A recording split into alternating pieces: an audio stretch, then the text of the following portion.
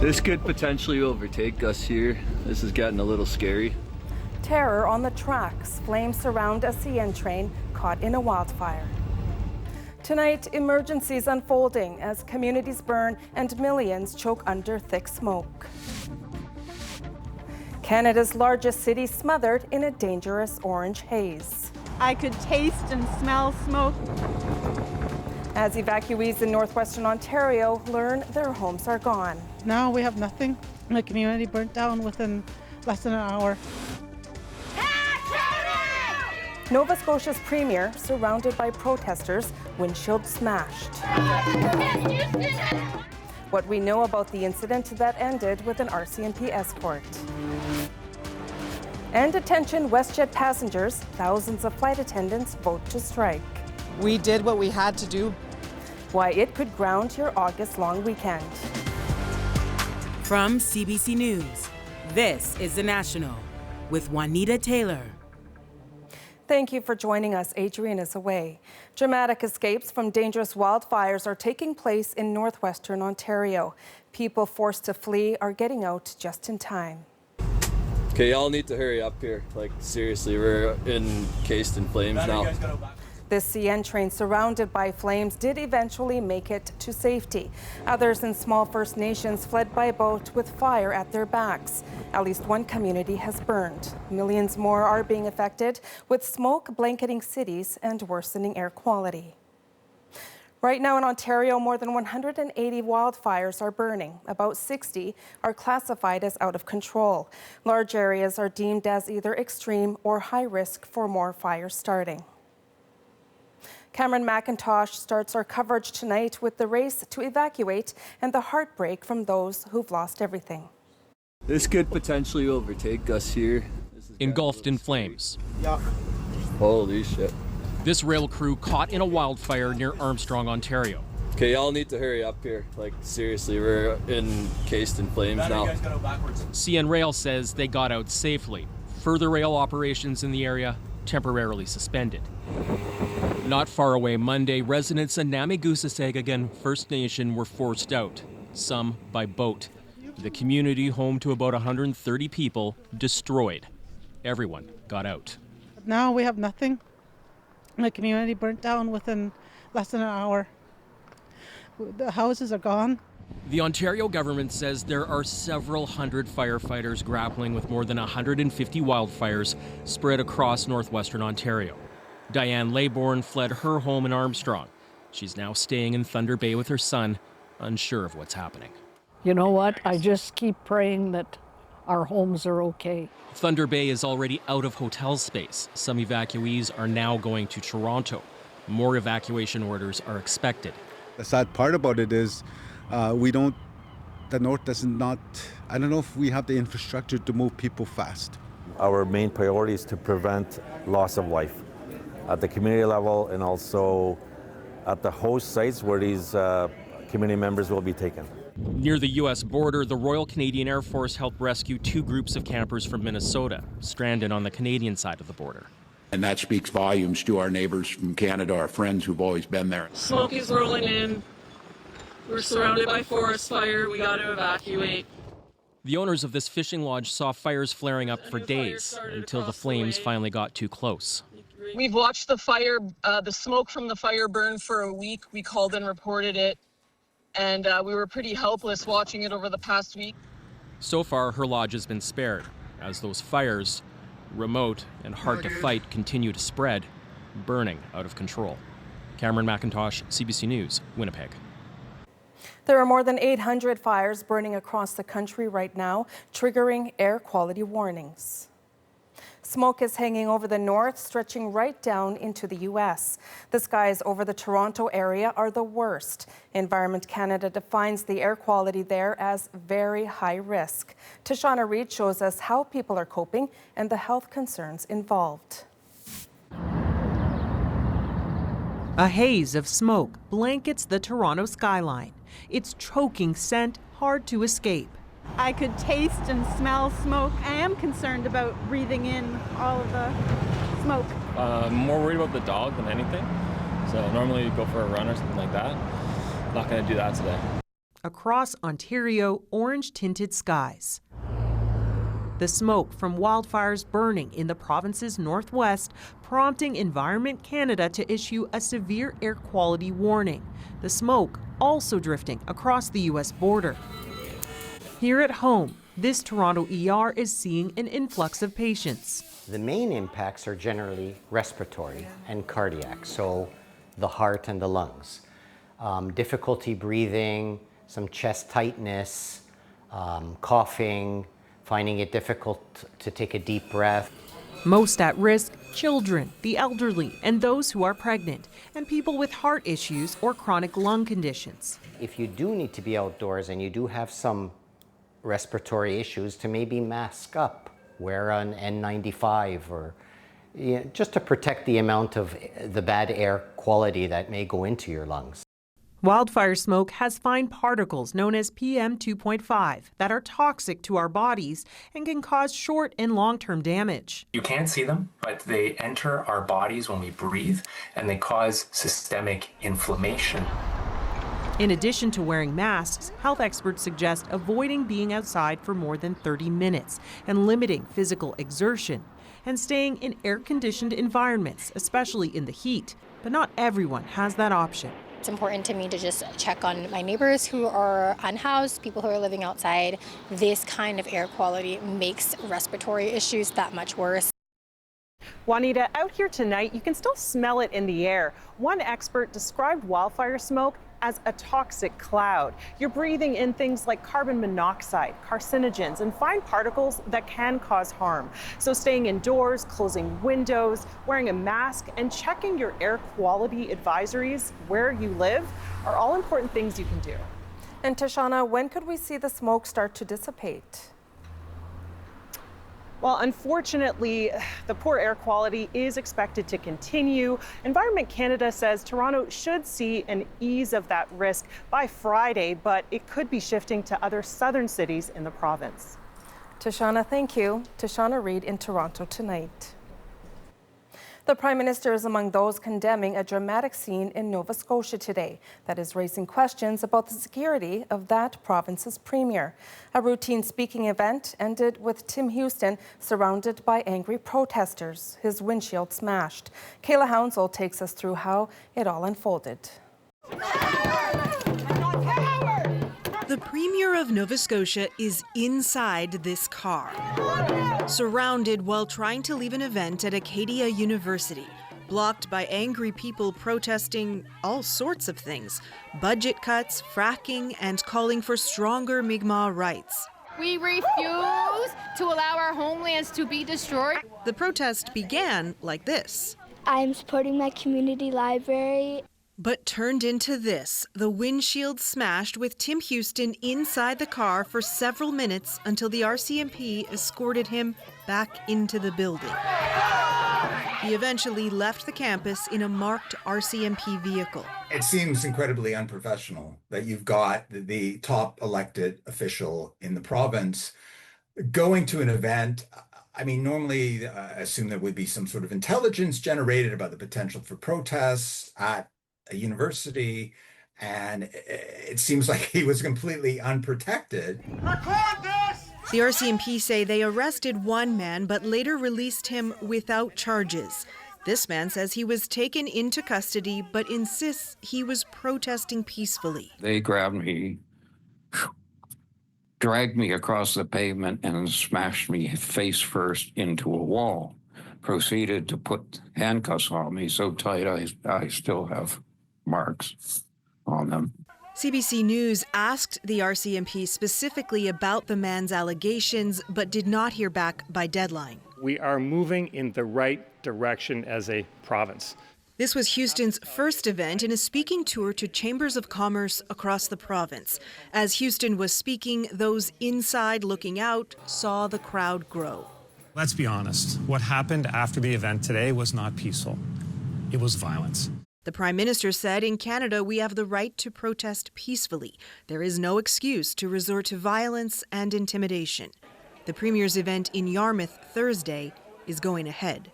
Well, I hope nothing happens tomorrow. I mean, we're pretty peaceful people on a good day. I think precautions will be put in place. Exactly what precautions remain unclear. Kayla Hounsell, CBC News, Halifax.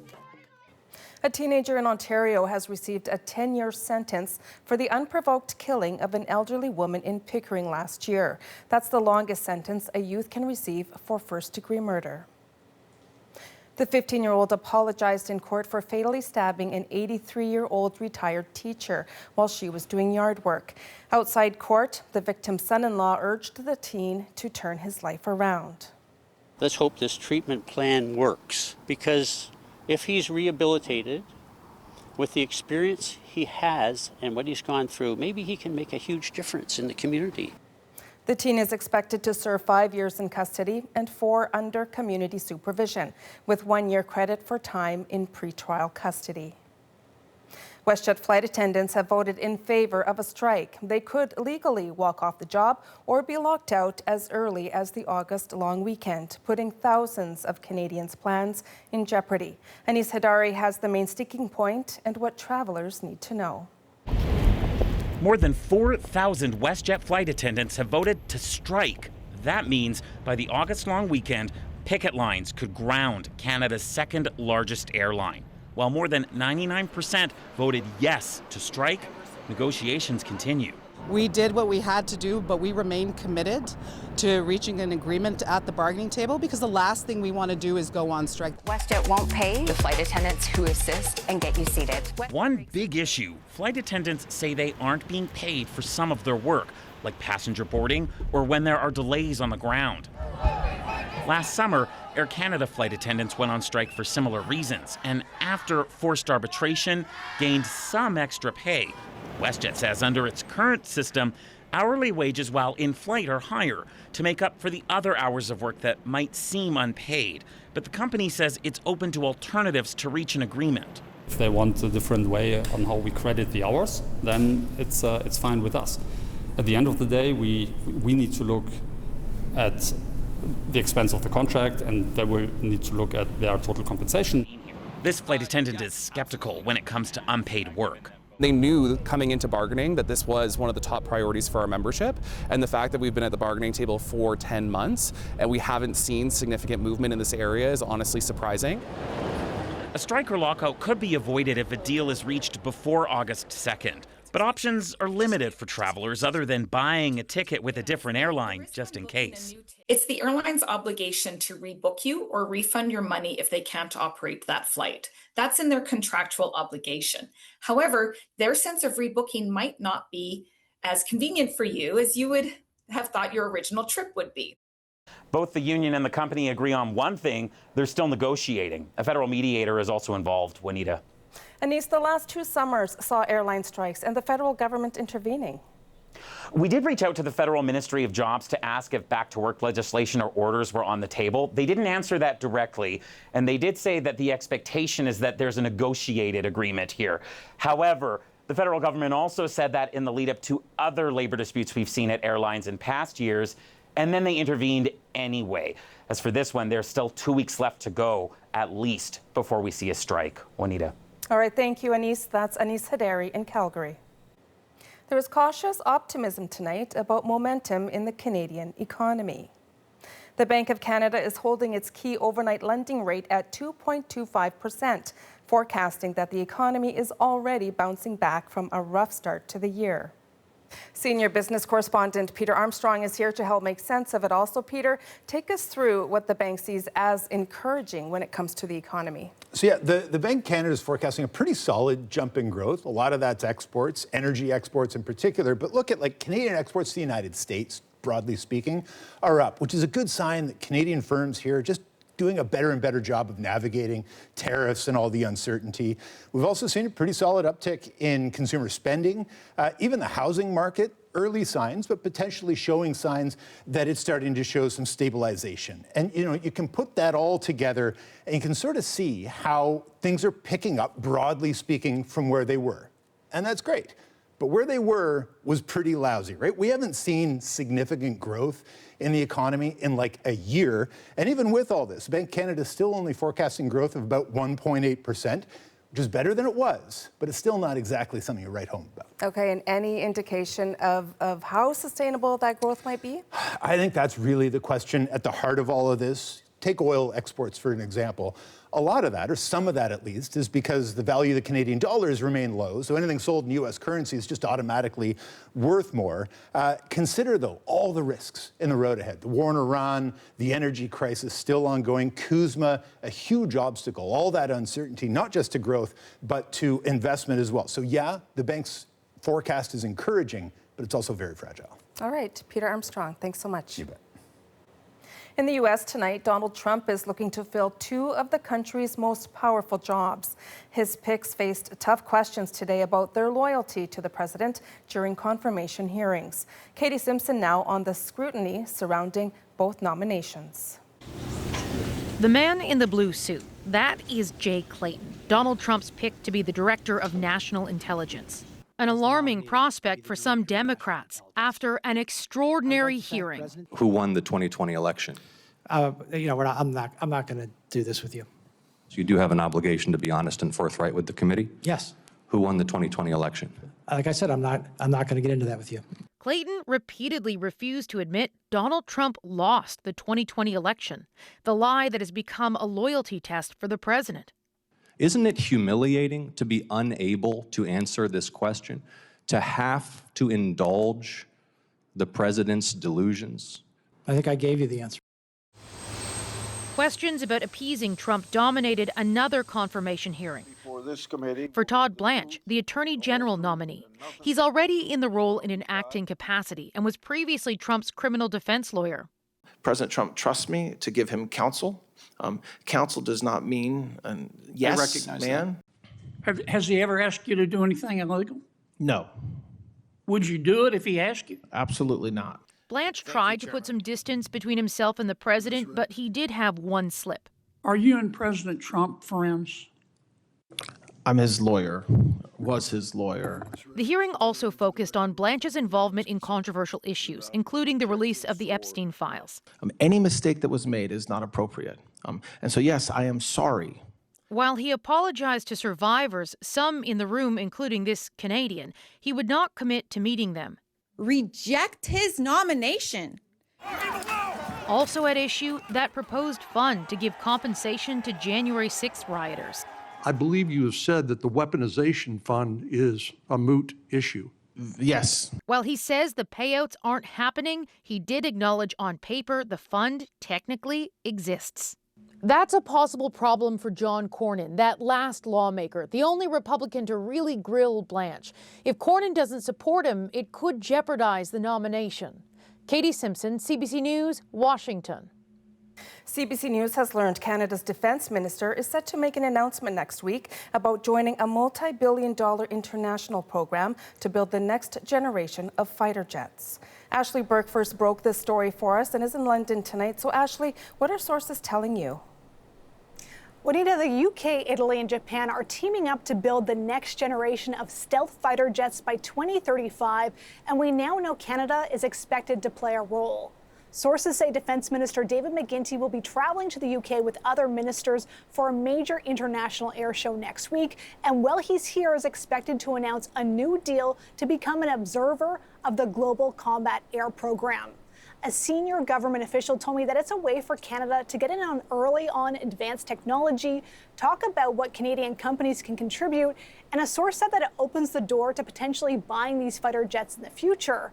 Since this is just the first step, I'm told that there isn't a financial cost at this point to joining. And Ashley, Canada is still reviewing if it will move ahead with buying dozens of U.S. F-35 fighter jets. So what does this mean for that? Well, sources say that they don't expect that this will impact that. The government has been reviewing that F-35 plan for more than a year because of Donald Trump's tariffs pummeling some Canadian industries. And sources say that this program Canada's joining isn't a replacement for the F-35s. Instead, it could offer Canada new capabilities in the future. The U.S. is also working on its own next-generation fighter jet, but it's not clear yet if the Americans would make them available to even their closest allies. All right, thank you, Ashley. That's Ashley Burke in London. New figures reveal just how many Canadians are struggling to access a medical specialist. The major concern that we have is that people are going to worsen and that we'll miss opportunities to help people before it's too late. What's behind the delays? Next. Protests as layoffs hit Quebec's video game industry. I was shocked because, we're working on some of the franchises that Xbox says they want to invest in. Why there's worry, more could be coming. And we would never have believed in a minute that a taxidermy raccoon would have gone viral. Why this World Cup star brought home that. We're back in 2.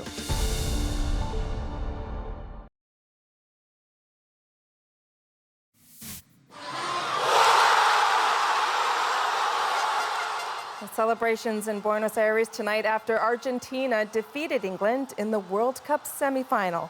England took the lead first, but the defending World Cup champions came from behind for a 2-1 victory. Argentina will now face Spain in the final on Sunday. A new report is shedding light on Canada's shortage of medical specialists and what that means for an aging population. Millions are struggling to access specialists, from allergists to cardiologists. Lauren Pelly hears from patients and providers feeling the strain. I do want to check the left just to make a comparison. After Cynthia Brooks' family doctor noticed a scar on her eardrum, the 74-year-old got a referral to see an ears, nose, and throat specialist. And like millions of Canadians, she faced challenges getting that care. When I called to make the appointment, it was incredibly frustrating because nobody answers the phone. Well, let's just have a look. Brooks waited weeks, then opted for a private hearing clinic instead. She feels well enough to manage her own health for now. But I don't know what kind of condition I'm going to be in 10 years from now. A new Statistics Canada report reveals more than 6 million Canadians aged 45 and up needed specialist care in 2024 alone.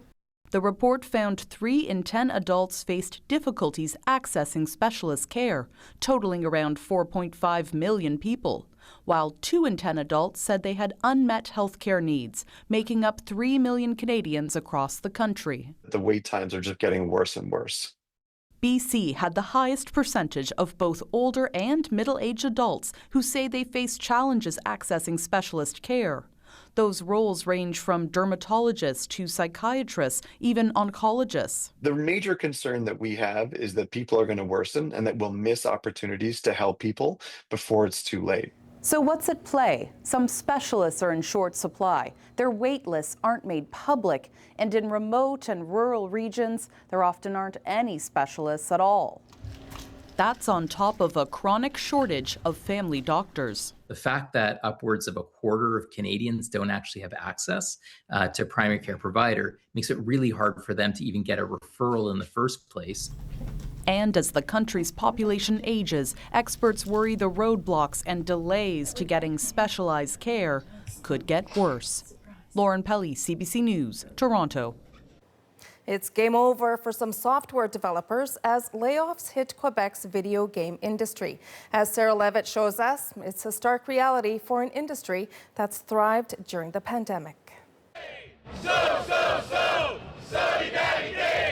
A gathering of video game employees in Montreal there to decry recent layoffs. About a dozen among them let go last week from Bethesda Game Studios. Joining them, others recently let go from game companies Ubisoft and Epic. I was shocked because, we're working on some of the franchises that Xbox says they want to invest in, so we were not expecting layoffs. This month, Xbox, the parent company of Bethesda, announced its largest ever series of layoffs, 3,200 over the next fiscal year. In a memo to employees, the CEO of Xbox explained the cuts. Our business today is not healthy. We are operating at margins that are 3 to 10 times lower than comparable platform and publishing businesses. It's been a rough go for the video game industry, following a surge in purchases and investments during the pandemic. Interests have now shifted. We are in a situation where people are just choosing to spend their time in different ways. They're competing with the TikToks, the Instagram Reels, the short form content stuff for entertainment. They're competing with all forms of entertainment in your hand. Ubisoft let go nearly 140 employees when it closed studios in Halifax and Winnipeg. But in Quebec, some worry cuts to the industry could be disastrous. The province has more than 300 studios employing 45% of the country's roughly 3,400 game developers. Some workers are weighing collective action. But luckily, at least we've unionized and we've been able to commiserate and organize and collaborate. If we weren't unionized, we would just be going home. But the workers here say there are still some reasons to be positive. I still think Montreal is a strong place to make video games. We have a huge talent pool. He says working for Bethesda was the best job he ever had, and now that job is gone. Sarah Levitt, CBC News, Montreal. For anyone who has crossed the Kremlin, the fear of retribution can be real, no matter where you are in the world. Death threats that have been sent to me, my family, often Canadians are targeted. How those who say they are targeted by Russia live their lives in the shadow of Putin. Next. Plus, as Ottawa reviews the purchase of dozens of F-35 fighter jets from the U.S., we head to NORAD to get a clear picture of the challenges of protecting our airspace. Our fighter force has been struggling for a number of years. The National breaks down the stories shaping our world next.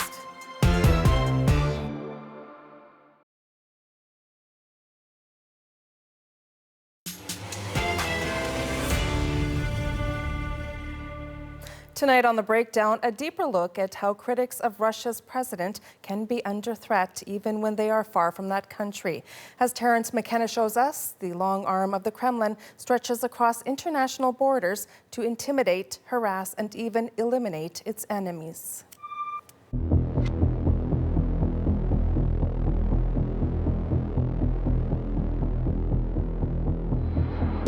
While the eyes of the world are on the war in Ukraine, critics of Russian President Vladimir Putin living outside the country are constantly on the lookout for what may happen to them. Transnational repression is the name governments use to describe Putin's habit of reaching out to harass, poison, or murder his enemies in foreign countries. It has been well documented with evidence like security camera videos. Sometimes poison is the weapon of Putin's assassin teams, especially a hard-to-trace nerve agent. In this security video from Bulgaria, the Russian assassin merely approaches the victim's car in an underground garage, smears the door handle with poison, and then calmly exits the garage. The victim came very close to death. A very similar poison was used on Russian opposition leader Alexei Navalny, who survived that attempt and recovered in a Berlin hospital. And again on the Russian dissident Sergei Skripal and his daughter in England. They also barely survived. And there are many other less famous examples.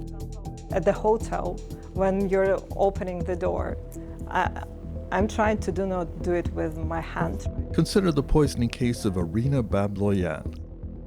She was a prominent Russian radio host whose guests included the former President Mikhail Gorbachev and other Putin critics and dissidents.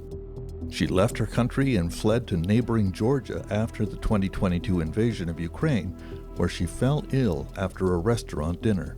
I felt really bad, like something like that you have immediately the high temperature, your hands are on fire, your legs are on fire, you feel like your stomach, like, I don't know, like someone is kicking you with a knife or something like that. She had rashes on her arms and legs and other symptoms like Alexei Navalny suffered when he was poisoned. Посмотри на меня. Я просто лежу и умираю, откровенно говоря. И живот весь, и вообще все. Why would Russia be doing this? Because they can. They want to show to others that if you will not stop doing what you're doing, it could happen to you. How do we know the Kremlin is behind these attacks at home and abroad? This security video from a Moscow parking lot in 2013 shows an early example of Putin's hired killers in action. An assassin on a bicycle follows a businessman to his car late at night. The victim sees his gun and tries to escape. After a struggle, The assassin follows and shoots him 3 times in the head and neck. Then the killer gets back on his bike, calmly picks up his shell casings, and escapes. The same Russian assassin repeated the same technique in a daytime murder of an expatriate Putin enemy in a Berlin park in 2021, but this time the killer was caught. His name is Vadim Krasikov, a former Russian military intelligence agent who told friends he knew Putin personally. Krasikov was convicted of the Berlin murder and sentenced to 21 years, but was then exchanged for a Western journalist imprisoned in Russia and given a hero's welcome in Moscow by none other than Putin himself. The Russian president was highlighting his connection to the murderer. Today we're going to hear from survivor. Canadian journalist and pro-democracy activist Marcus Kolga has been fighting against the Putin regime for years and has been working to help expatriate dissidents. That has also made him a target of the Russian government, and he has been subjected to years of harassment and death threats.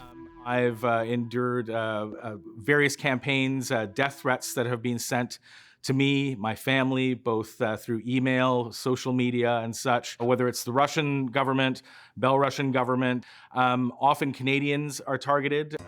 Vladimir Putin and his Belarusian ally Alexander Lukashenko use another technique to intimidate expatriate dissidents and journalists: bogus legal action against them at home.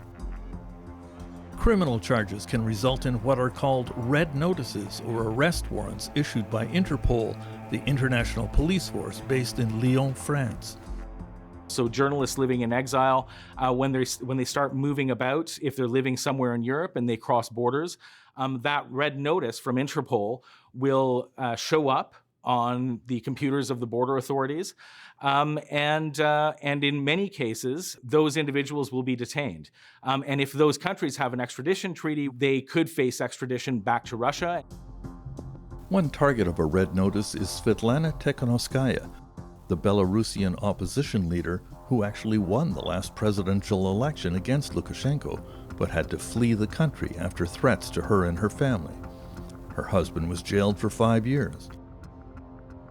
Tikhanovskaya herself was tried in absentia in Belarus and sentenced to 15 years in prison. I'm extremist, I'm terrorist according to this regime rules, and I'm on Interpol search list. So at any moment I can have troubles in the airports or in the countries. One of our military volunteers, Belarusian one who fought on the side of Ukrainians, he went to Vietnam without thinking even about, and he was extradited, and now he's in Belarus serving his 13-year sentence in behind the bars. Irina Babloyan interviewed the late Russian opposition leader Alexei Navalny shortly after he was poisoned by the Putin regime and before she too was poisoned. She now lives abroad and has been given strict instructions from the police about personal safety precautions she must take, like never ordering food at a hotel. Sometimes I think I look like a paranoid, because if I'm somewhere on the party with a glass of wine, and I just keeping it like as hard as I can, and if I will put it on the table and forgot about it for a few minutes, I will not drink it anymore. Everybody who is resisting this regime or supporting Ukraine is the target of the regime, and they can, if they cannot reach you physically, they will look for ways how to ruin you psychologically, because live always in fear for your relatives or for yourself or for your children. Of course, Putin has sympathizers around the world who target his enemies with actions large and small, like this man who ripped down a Ukrainian flag on Bloor Street in Toronto, then made lewd gestures at the camera he knew was watching.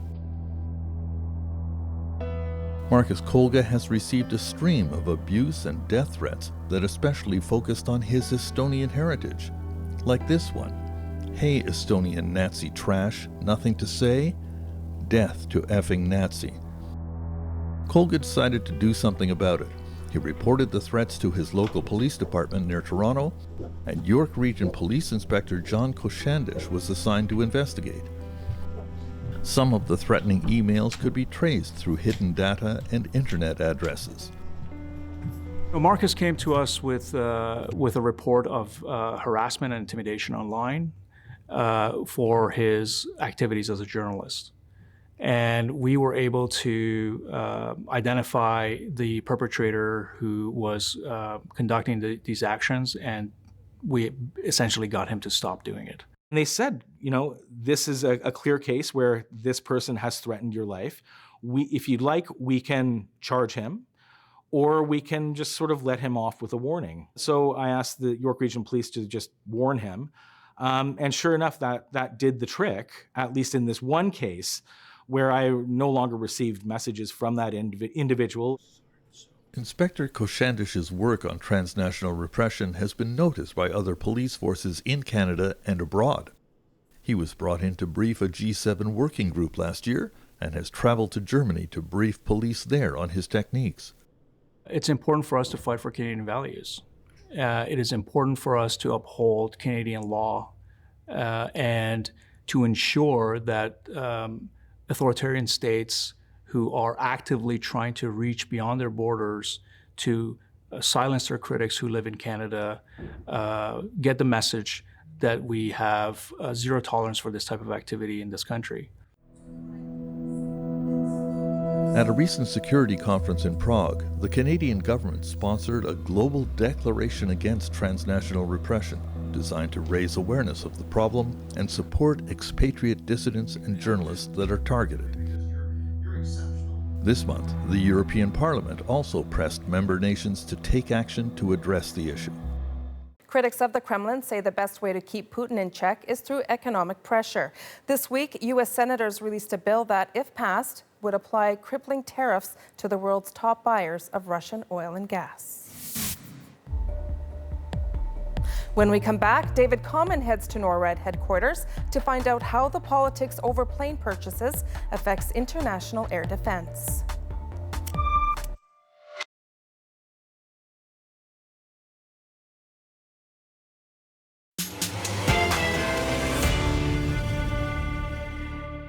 Well, this is what the next generation of fighter jets could look like, and CBC News has learned Canada will join the international group planning to build it. The Defence Minister expected to announce that next week. But long before those jets are built, Canada must decide whether it will follow through on its promise to buy a fleet of F-35s from the U.S. And while the plane politics are still up in the air, David Common visited NORAD headquarters earlier this year to find out how it's all playing out on the ground. The Pentagon's patience with Canada is over, even if still coded in the language of diplomacy. Senior officials telling journalists on background the Canadian government's delays and lack of transparency around its ongoing F-35 review are just one example of the prioritization of politics over our shared responsibility for North America's defense. In short, they'd prefer Canada buy the planned order of 88 sophisticated fighter jets from the U.S. We're committed to 30 already, but the Carney government launched a review more than a year ago. It's done. But amid a trade war, no decision on the F-35s has been made. Instead, for months, the government has mulled buying Swedish Gripen combat aircraft. The Swedes promise they'd build them in Canada. The Pentagon wants a decision to be made soon. But Stephen Fuhr, the federal Liberal in charge of defense procurement, says there is no rush. We haven't slowed anything down. We have contractual commitments with Lockheed Martin for 16 aircraft. We have purchased long lead items for an additional 14. So we're in for 30 airplanes, and we will decide. We'll make a decision on what the full picture looks like when we're ready to make it. Soon, not soon, no one is saying, not publicly anyway. Is Canada using it as a bargaining chip in trade talks? No one will say. So we visited NORAD, the cross-border, decades-old defense body which protects North American airspace. Whatever plane Canada buys, this will be its primary mission. The key is they need to be interoperable. Gregory Guillot is a U.S. Air Force general, the top commander at NORAD. He says what matters most is whatever plane Canada buys, it must be able to work alongside other existing aircraft, including the F-35 being flown now by the Americans. Interoperability is what brings the strength to NORAD, where we can interchange aircraft across the border or fly together in the same formation to conduct the mission. But there is a major technological difference. Canada's CF-18s, originally bought in the 1980s, are considered fourth-generation fighters. So too are the Swedish Gripen planes Canada might buy to replace them. The stealth F-35 is fifth generation, with more advanced surveillance capabilities. Is there anything that, say, a fifth generation, in this case an F-35, can do in the NORAD role that other aircraft available to you do not? Day-to-day, very little, but if you look at our contingency operations and wartime operations, the F-35 sensor suite, its radar ability to take in data from all sorts of sources, makes it one of a kind. Superior to anything else that's out there? Anything else that I've seen in that role, yes. Yeah. Down the hall from General Guillot is his deputy, Canadian Lieutenant General Ian Huddleston. Like his boss, he's clear that the purchase decision is political, so politicians will decide. But people like him will have to implement it. The Americans operate fourth and fifth generation fleets, but they have a much larger air force than Canada does. We're a much smaller country. Is it as easy for the RCAF, for instance, to operate a dual generation fleet? I mean, I was the commander of 1st Canadian Air Division, and the answer is no. Personnel-wise, I mean, you've seen the Auditor General reports.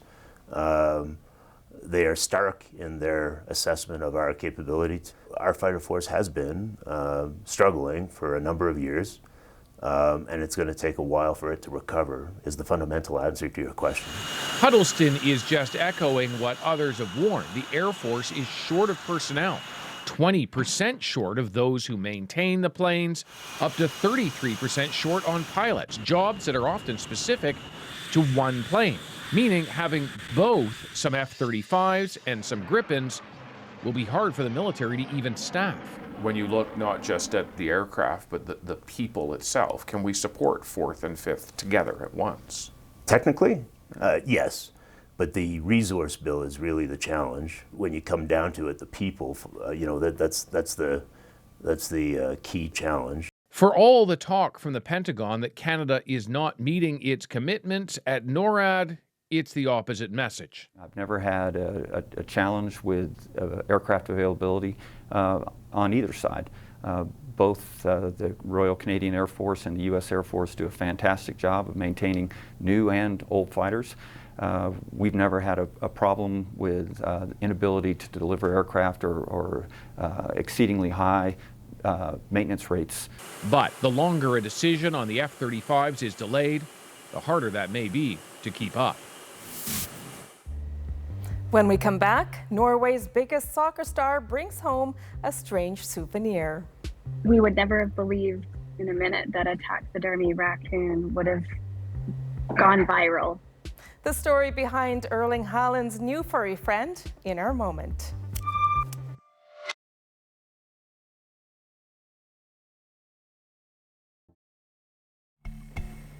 Well, this is Norway's star soccer player Erling Haaland, no stranger to social media stardom, now making waves again. But this time, it's because of a furry souvenir. Haaland returned to Oslo after Norway was eliminated from the World Cup and stepped off the plane holding not a trophy, but a taxidermied raccoon from Dallas, Texas. How he made his new friend makes our moment. Need a good hat. We had Erling Haaland in the store. When Erling walked in, he saw the raccoon. Before they left, he's like, please package this up. I'd like to take this home. Now it's in Norway. A couple squirrels made it home too. The moment that I learned this happened was actually a phone call from a Norwegian media outlet asking my comment on the photo. We would never have believed in a minute that a taxidermy raccoon would have gone viral. It was a lot of fun. It was originally supposed to be about a 15-20 minute shopping trip and turned out to be about an hour and a half. The first thing he said he wanted was a cowboy hat. You know, I'm looking forward to walking out on the street and doing this.